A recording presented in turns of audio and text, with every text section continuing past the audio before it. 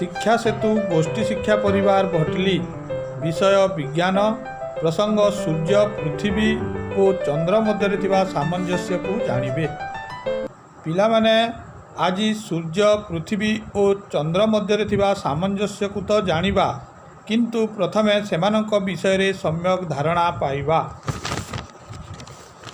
प्रथमे सूर्य विषय रे जानिबा।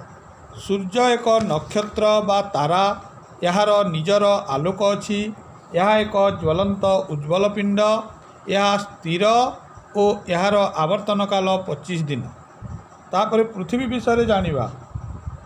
यह एक ग्रह, यही ग्रह रे आमे बसवास करूँ, यार निजर आलोक नाही, सूर्यंक आलोक रे आलोकित हुए, यार आवर्तन काल 1 दिन बा 24 घंटा।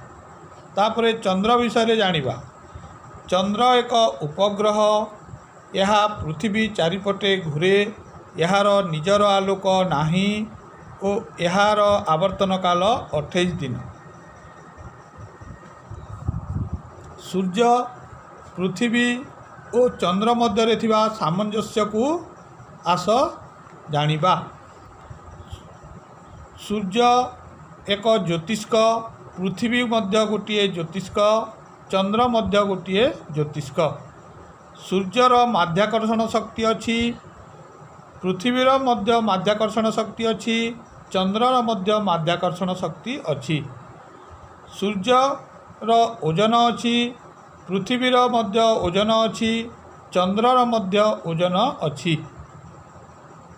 वर्तमान सामंजस्य तो जानिला। एथर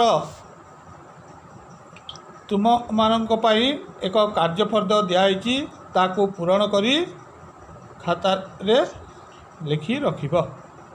धन्यवाद।